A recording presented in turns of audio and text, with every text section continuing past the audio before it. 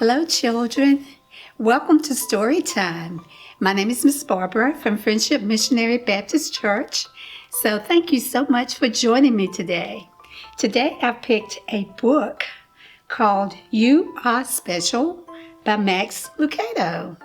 And this is a book that you may already have at home. And if you'd like to pull it out and read along with me, that would be great. So let's get started. The Wemmicks were small wooden people. All of the wooden people were carved by a woodmaker named Eli.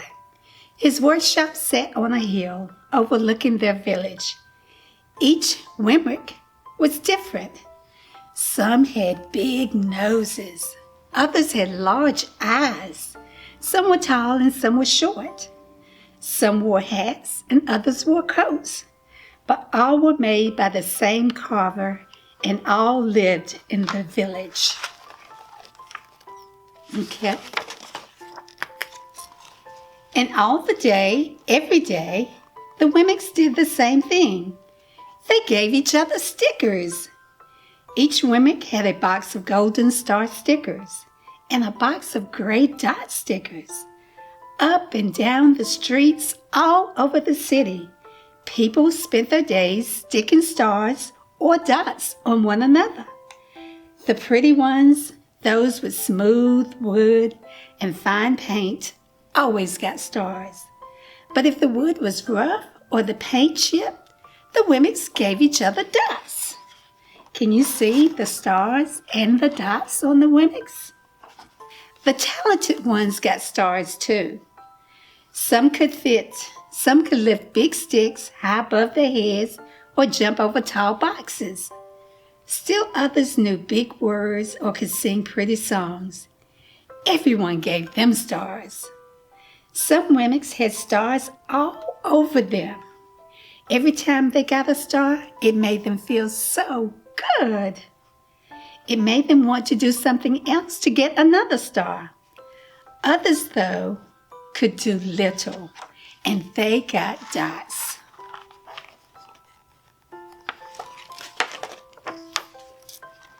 Punchinello was one of these.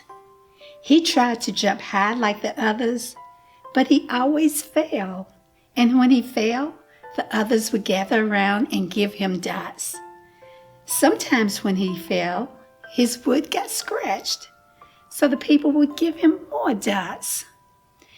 Then when he would try to explain why he fell, he would say something silly, and the Wemmicks would give him even more dots. After a while, he had so many dots that he didn't want to go outside. He was afraid he would do something dumb, such as forget his hat or step in the water, and then people would give him then another dot. In fact, he had so many gray dots that some people would come up and give him one for no reason at all. He deserves lots of dots, the wooden people would agree with one another. He's not a good wooden person. After a while, guess what? Punchinello believed them. I'm not a good Wemmick, he would say. The few times he went outside, he hung around other Wemmicks who had lots of dots. He felt better around them. One day, he met a Wemmick who was unlike anyone he had ever met. She had no dots. She had no stars. She was just wooden. Her name was Lucia. It wasn't that people didn't try to give her stickers. It's just that the stickers wouldn't stick. Some of the Wemmicks admired Lucia for having no dots, so they would run up and give her a star, but it would fall off. Others would look down on her for not having no stars, so they would give her a dot, but it wouldn't stay either. That's the way I want to be, thought Punchinello. I don't want anyone's marks. So he asked the stickerless Wemmick how she did it. It's easy, Lucia replied. Every day I go to see Eli. Eli? Yes, Eli, the wood carver. I sit in the workshop with him. Why? Why don't you find out for yourself? Go up the hill, he's there. And with that, the women who had no stickers turned and skipped away. But will he want to see me? Punchinello cried out. Lucia didn't hear, so Punchinello went home and watched the wooden people as they scurried around, giving each other stars and dots. It's not right, he muttered to himself, and he decided to go see Eli. He walked up the narrow path to the top of the hill and stepped into the big shop. His wooden eyes widened at the size of everything. The stool was as tall as he was.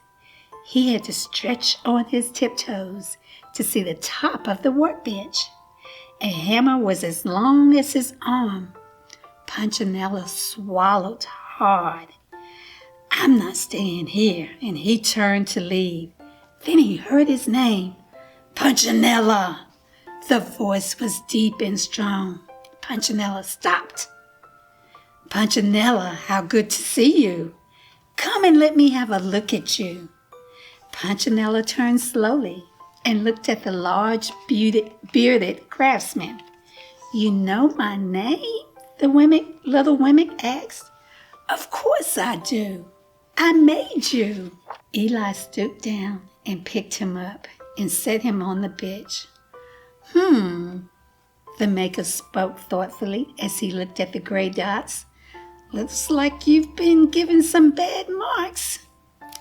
Well, I didn't mean to, Eli. I really tried hard. Oh, you don't have to defend yourself to me, child. I don't care what the other Wemmicks think. You don't? No, and you shouldn't either. Who are they to give stars or dots? They're Wemmicks, just like you. What they think doesn't matter, Punchinello. All that matters is what I think, and I think you are pretty special. Punchinello laughed. Me? Special? Why? I can't walk fast. I can't jump. My paint is peeling. Why do I matter to you? Eli looked at Punchinello, put his hands on those small wooden shoulders, and spoke very slowly. Because you're mine. That's why you matter to me. Punchinello had never had anyone look at him like this, much less his maker. He didn't know what to say. Every day I've been hoping you'd come, Eli explained. I came because I met someone who had no marks, said Punchinello. I know. She told me about you. Why don't the stickers stay on her? The maker spoke softly. Because she has decided that what I think is more important than what they think. The stickers only stick if you let them. What? The stickers only stick if they matter to you. The more you trust my love, the less you care about their stickers. I'm not sure I understand. Eli smiled. You will, but it will take time. You've got lots of marks. For now, just come to see me every day and let me remind you how much I care. Eli lifted Punchinello off the bench and set him on the ground. Remember, Eli said as the Wemmick walked out the door, you are special because I made you, and I don't make mistakes. Punchinello didn't stop, but in his heart he thought, I think he really means it. And when he did, a dot fell to the ground. That is the end of this story. So children, I want you to always remember that you are special too. You are very special. You are God's creation, and that makes you very special. And please don't forget to join us again next Friday for Storytelling Time. Bye-bye.